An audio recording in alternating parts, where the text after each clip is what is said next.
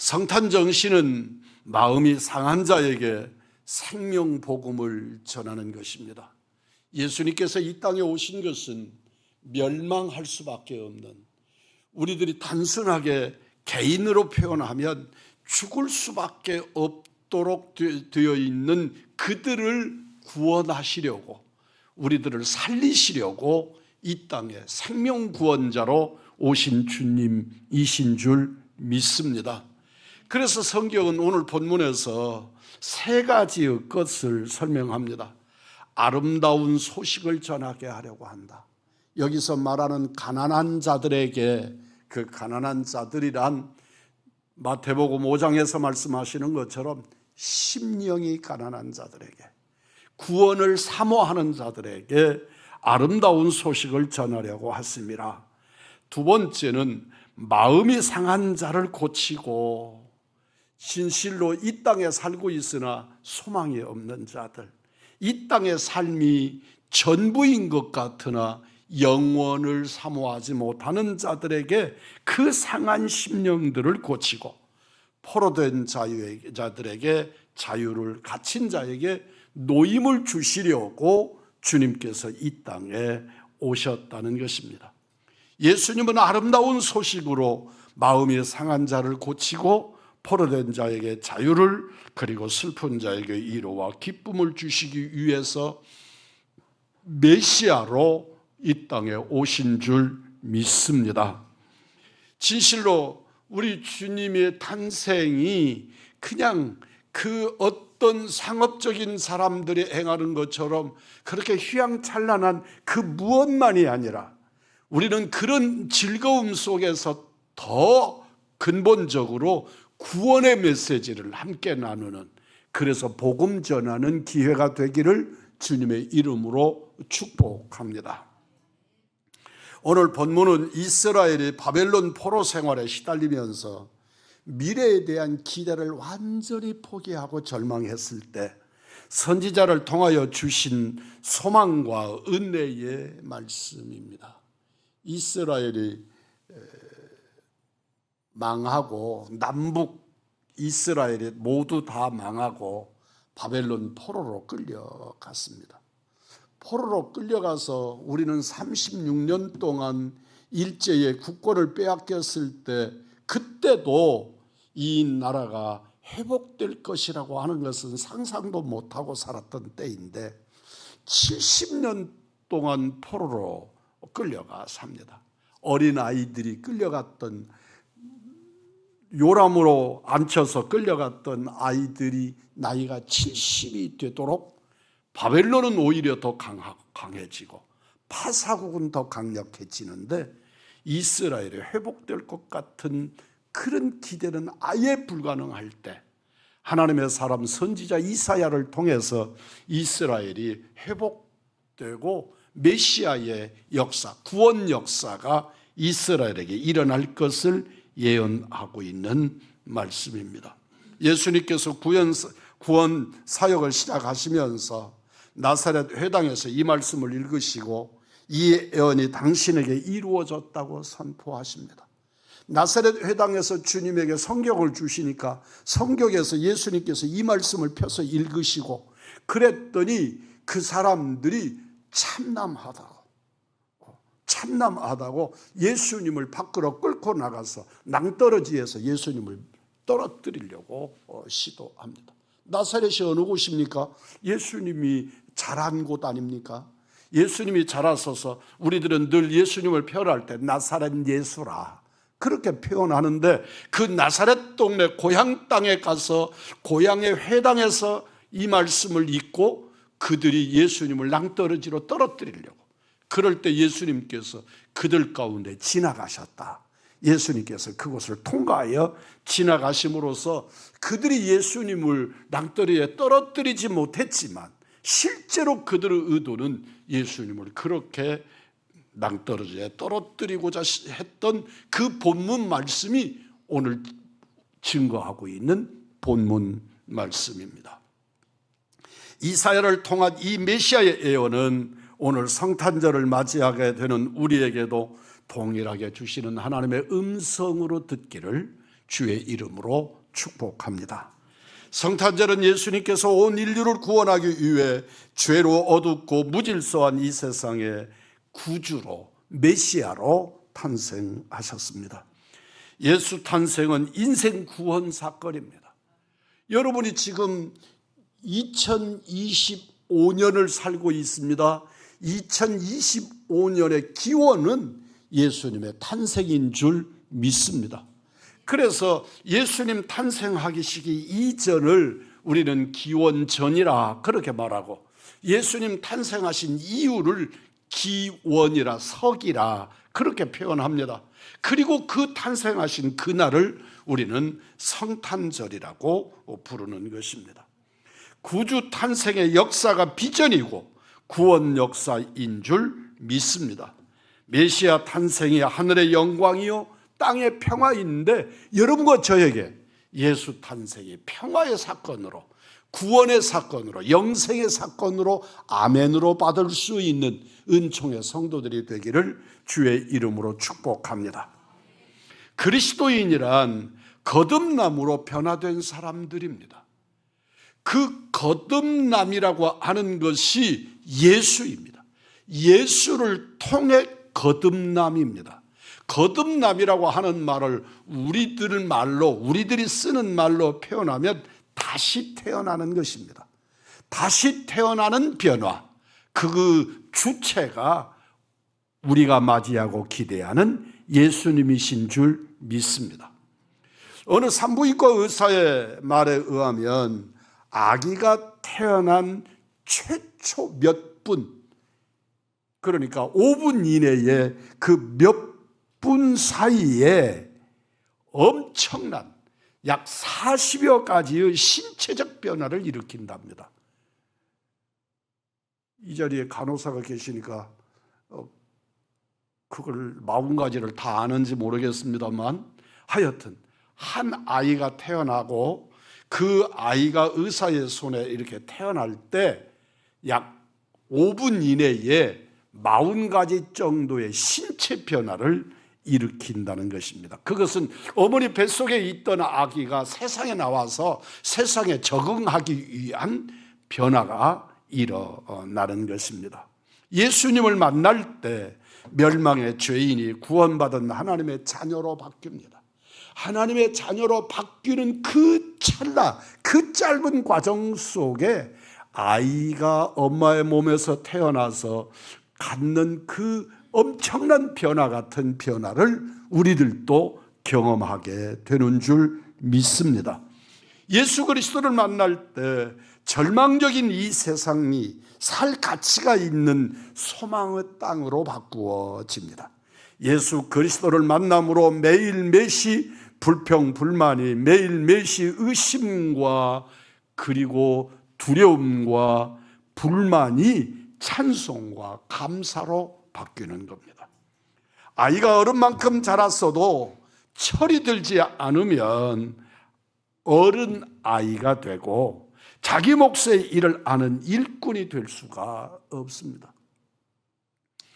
우리 노유에 김금재 목사님이라는 분이 계시고, 우리 김금재 목사님에게는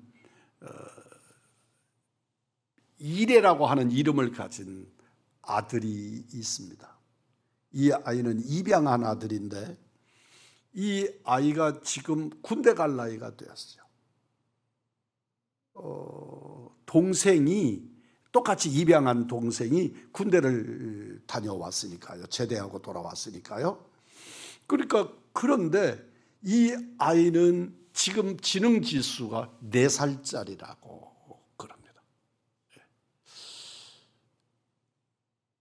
덩치도 이렇게 큽니다. 잘 먹지요. 키도 아버지보다 한 뼘 정도가 더 큽니다. 그런데 애기인 거예요. 나이는 24살 됐는데 지능은 4살짜리 아이인 것입니다. 그러니까 아무데나 똥 싸고 아무데서나 오줌 마렵다 소리 지르고 이러는 거죠. 그래도 아버지 되시는 우리 김금재 목사님은 이 아이를 통제하는데 사모님은 통제를 못해서 아이가 일부러 그러는 게 4살짜리니까 일부러 그러는 게 아니라도 엄마를 밀치고 힘이 좋으니까 밀치고 그래서 늘 어머니가 병원에 입원하고 다치고 늘 그런 걱정을 합니다. 사랑하는 성도 여러분, 어른인데 철이 들지 않으면 자기 몫의 인생을 살아갈 수가 없습니다. 우리 신앙도 교회 다니는 연수만으로 되지 아니하고 신앙에 철이 들어야 하는데 우리가 교회 다니는 연수는 늘어나는데 신앙에 영적인 철이 들지 않으면 우리 주님 앞에서 그리고 또 목사에게는 큰 근심거리가 될 수밖에 없습니다. 아이가 철들기 전에는 부모의 은혜도 모르고 매사피동적이고 이기적으로 살지만 철이 들면 부모님의 은혜를 알고 내가 해야 될 일을 스스로 하고 오히려 부모님을 섬기기도 하고 공동체를 잘 섬겨 자기 몫을 하게 됩니다. 우리 신앙도 신앙에 철이 들기 전에는 교회를 오래 다녀도 자신의 필요를 하나님께 요구하는 기도만 많이 할 수 있습니다. 그러나 우리 하나님이 원하시는 바가 무엇인지에 대한 관심이 없습니다. 나에 대한 관심이 집중될 뿐 우리 아버지 하나님이 내게 뭘 원하시는지에 대한 관심이 어린아이 같아서 다 하나님 그리고 교회 그리고 사랑하는 사람들 보고 다 나에 대해서만 관심을 가지라고 어린아이처럼 요구하게 되는 것입니다.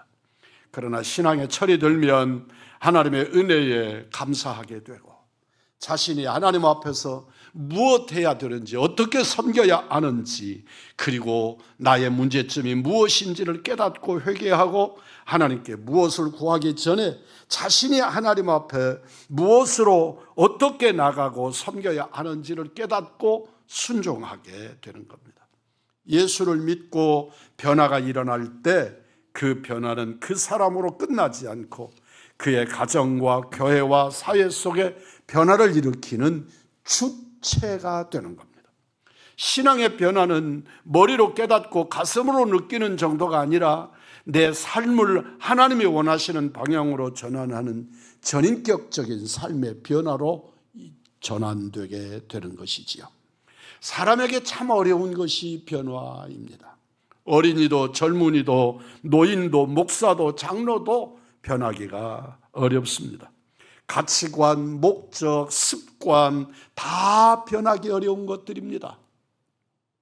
몰라서 고치지 못하는 것은 혹 우리가 이해할 수 있지만 알고도 못 고치는 것은 큰 문제가 되는 겁니다. 사람이 자기를 아는 것 같아도 그럼에도 변화되지 않습니다. 자기가 교만했다고 말하면서도 여전히 교만이 흐릅니다. 남을 속였다고 고백하면서 회개하기에 믿고 돈을 빌려주었더니 돈을 또 떼어먹고 달아나 버립니다. 거짓 고백을 하거나 거짓 해결하지 못하고 죄를 인정하면서도 같은 죄를 반복합니다. 불효를 말하며 계속 불효합니다.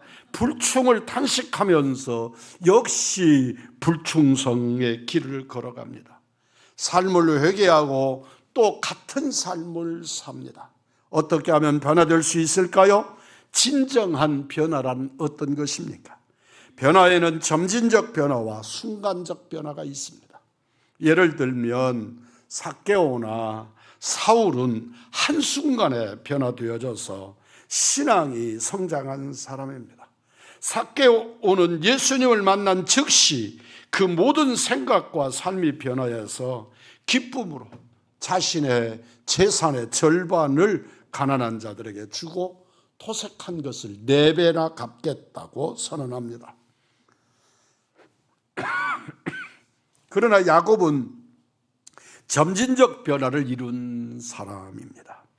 야복 강가에서 하나님의 은혜로 이스라엘이라고 하는 이름은 얻었지만 그 많은 고난을 통하고 조금씩 조금씩 변화되어져서 노년의 요셉을 따라 애굽에 올라올 때 성화된 인격의 모습을 드러내는 야곱을 발견하게 됩니다.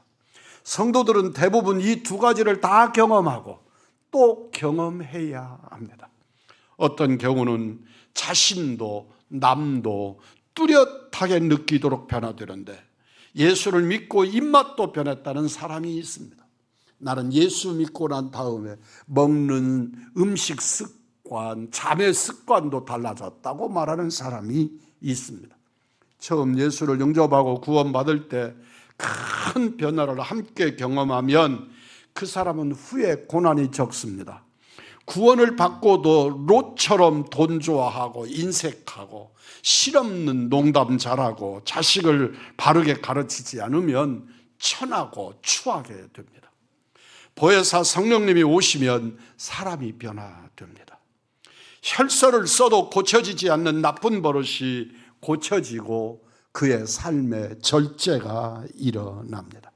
성령이 역사하여 창조적 사고가 일어나고 영적 가치를 알게 되고 화평을 나누게 되고 부정적인 사람이 매사에 긍정적인 사람이 되고 영적 설득력이 생기고 반대 의견도 수용할 수 있고 주위 사람에게 평안을 주고 이웃에게 진정한 관심을 갖게 됩니다.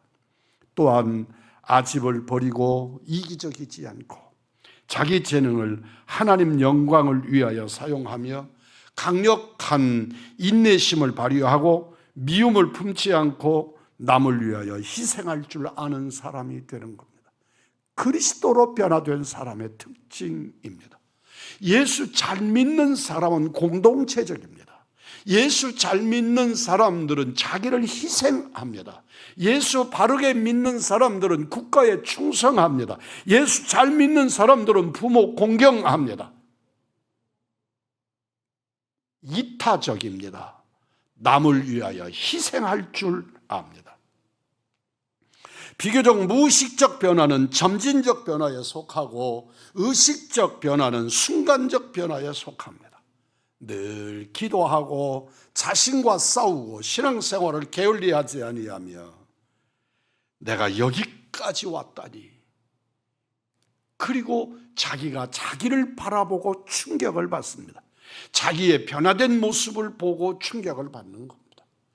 자기는 그저 신앙생활 했을 뿐인데, 그리고 기도하고 말씀을 쫓았을 뿐인데 전혀 달라져 있는 자기를 발견하게 되는 것이고, 무사람들은 그를 보고 존경하게 되고 그를 높이게 됩니다.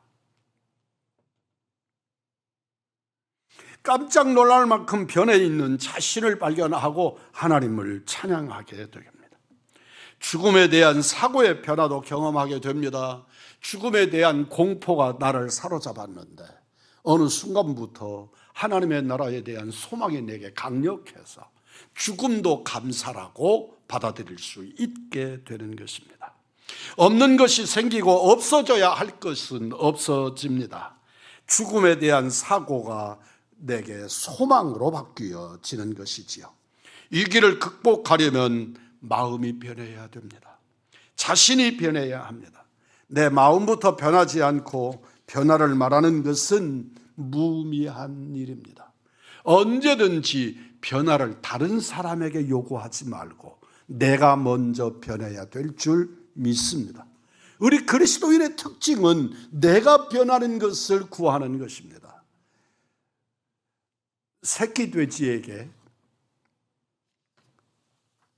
향수를 뿌려주고 목에다가 리본까지를 잘 달아서 안방으로 데리고 들어갔습니다. 너무 이뻐 보였고, 그래도 돼지도 새끼 돼지는 이쁩니다. 거기다가 리본까지를, 향수까지를 뿌린 겁니다. 그런데 돼지가 없어서 이름을 찾았더니 진흙탕 구덩이에 가서 둥글고 있는 겁니다. 돼지의 본성이 바꿔지지 않았기 때문에 그렇습니다. 우리가 그냥 교회만 와서는 우리는 그리스도인의 형상을 드러낼 수가 없습니다. 그러나 기억하시기를 바랍니다. 그러나 하나님의 교회에 오면 우리 주님은 시간을 두고도 바꾸시기도 하고 한순간에 주님의 영이 임하셔서 그를 바꾸기도 하십니다. 본질이 변하지 않으면 사실은 변한 것이 아닙니다. 사람의 마음이 변하면 행동은 자연히 변하게 됩니다. 50대 이후의 얼굴은 자기가 책임을 져야 한답니다. 50이 넘으신 분들은 스스로 한번 생각해 보시기를 바랍니다. 내 얼굴에 대한 책임을 내가 져야 한다는 것이죠. 아직 50되기 전이라고 위로받지 마십시오. 여러분에게도 내 안에 성령이 내주하셔서 나로 하여금 그리스도의 형상이 드러나게 되기를 주의 이름으로 축복합니다. 아름다움은 화장으로 되는 것이 아닙니다. 위가 나쁘고 마음이 불편한 사람은 화장을 하면 할수록 더 흉측해집니다. 그러므로 내 내면의 병을 고쳐야 하고 마음의 병을 고쳐야 하는 것입니다. 내 마음에 주님을 영접하면 그를 통해 예수님을 발견하게 될 줄 믿습니다. 은혜를 받으면 사람의 얼굴이 변합니다. 은혜로움도 분노도 미련도 정직도 다 얼굴에 나타납니다. 옆 사람과 한번 얼굴을 마주대해 보십시오. 역시 우리 장로님이시구나, 우리 권사님이시구나. 다르지요? 여러분에게서 예수님이 발견되기를 주의 이름으로 축복합니다. 저는 우리 큰며느리가 저를 보고 만날 때마다 왜 화나셨어요? 그리고 저에게 묻습니다. 아닙니다. 저는 우리 며느리를 바라보는데 어디 가서도 자랑하거든요. 노예에서도 자랑하고 만나는 사람들마다 우리 며느리들을 자랑하는데 그놈들이 저를 바라보면 왜 화났냐고 묻습니다. 제가 화날 일이 없지 않습니까? 저는 그들을 바라보면 즐거워집니다. 그런데 제가 내 얼굴에 대한 걱정이 있습니다. 그래서 거울을 늘 바라봅니다. 웃는 얼굴이 되게 하여 주옵소서. 늘 웃는 얼굴이 되기를 기대합니다. 사랑하는 성도 여러분이요, 여러분에게 예수의 얼굴들의 발견되기를 주의 이름으로 축복합니다. 사람들은 내가 변하면, 네가 변하면 나도 변하겠다고 말합니다. 아내들이 남편 보고 말합니다. 너 때문에 문제라고. 남편들은 아내 때문에 문제라고 말합니다. 아내가 변하면 남편을 구원하는 경우를 참 많이 봅니다. 사랑하는 성도 여러분이요, 내가 변해야 되는 줄 믿습니다. 부부간에 앉았으면 부부간의 얼굴 서로 보십시오. 내가 변하겠습니다. 기억하시기를 바랍니다. 신앙생활 중에 바람직하지 못한 위기를 경험할 때 3가지로 기도한답니다. 첫째는 저 원수에게 벌을 달라고 기도한답니다. 저 원수 무슨 사고라도 나게 해 주십시오. 저 원수 좀 갖게 해 주십시오. 그렇게 기도한답니다. 그리고 조금 순화되면 그를 변화시켜 달라고 기도한다고 합니다. 그런데 사랑하는 성도 여러분이여, 기억하시기는 나를 변화시켜 주옵소서 기도해야 될 줄 믿습니다. 원인은 나입니다. 문제는 나입니다. 언제든지 나의 변화를 주께 구하시는 여러분이기를 주의 이름으로 축복합니다. 내가 회개하고 변하면 그 사람도 변하게 되는 줄 믿습니다. 본질적 변화는 주님을 만날 때 가능해집니다. 성령으로 사람이 변화됩니다.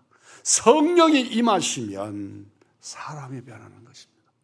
여러분, 악한 영이 임하면 악한 영이 임한 그 사람도 바뀝니다. 어떻게 바뀔까요? 무섭고 악하게 바뀝니다. 어떤 이들은 살인범은 그가 아니라 그 속에 역사하는 악한 영의 수단이라고 말하는 사람이 있습니다. 정상적인 사람은 살인할 수가 없다는 거죠. 그가 일반적인 사람이라도 사람을 해칠 때에는 그에게는 악한 영의 역사가 작동하는 것이라고 말하는 학자들이 있습니다. 사랑하는 성도 여러분, 성령으로 변화되는 은혜의 여러분이기를 주의 이름으로 축복합니다. 성령의 역사가 나를, 우리 집안을, 우리의 가정을, 우리 부부의 관계를 회복시켜 주시기를 기도하시는 여러분이기를 원합니다. 기독교는 변화의 종교입니다. 성령의 불길로 녹지 않는 죄는 없습니다. 주님을 만나면 변합니다. 우리 마음을 만드신 주님을 만날 때만 변화될 수 있습니다. 성령이 내주하심으로 여러분의 인격이 변하고 사고가 변하고 가치관이 변하고 여러분의 얼굴이 변하는 역사가 일어나기를 주의 이름으로 축복합니다.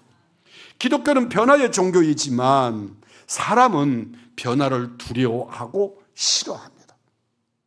사람은 선천적으로 변화를 두려워하고 싫어합니다. 변화에 대한 호기심은 있지만 변화하고 싶어 하지 않습니다. 환경의 변화를 두려워하고 행동과 태도의 변화를 두려워하고 조직의 변화를 두려워합니다. 변화를 원하면서도 변화를 두려워하는 모순된 존재가 사람입니다. 주님은 우리가 변화되기를 원하십니다. 나는 변화를 싫어하고 변화를 겁먹는데 두려워하는데 우리 주님은 나를 보고 변화라고 하십니다. 너희는 이 세대를 본받지 말고 오직 마음을 새롭게 함으로 변화를 받아 하나님의 선하시고 기뻐하시고 온전하신 뜻이 무엇인지 분별하도록 하라. 로마서 12장 2절 말씀입니다. 변화되어야 합니다. 목적도 가치관도 취미도 변해야 합니다. 나의 본성은 이런데 예수 만났더니 성령이 내주하시니 나의 가치관이 바뀌어져서 하나님의 사람이 되는 겁니다. 지적 변화도 일어나야 합니다. 골로새서 3장 10절입니다. 새 사람을 입었으니 이는 자기를 창조하신 자의 형상을 쫓아 지식에까지 새롭게 하심을 받는 자니라. 사랑하는 성도 여러분이요, 새 사람을 입었다. 예수의 사람인 줄 믿습니다. 따라서 하십시다. 주여, 나는 주의 사람입니다. 믿으시지요? 한번 하겠습니다. 나의 삶의 목적은 주님입니다. 1년 동안 이 표를 가지고 살았습니다. 여러분은 어떤 변화가 있었습니까? 주님이 나의 죄인된 신분을 변화시켜 의롭게 하시려고 이 땅에 오셨습니다. 눌린 자에게 자유를 주시고 억울한 자의 기도를 들으시고 병든 자를 치료하시려고 오셨습니다. 마음이 상한 자들을 치료하시고 교만과 아집을 버리고 겸손한 마음을 갖게 하시려고 오신 것입니다. 예수님은 자신을 우리에게 구원의 선물로 주셨습니다.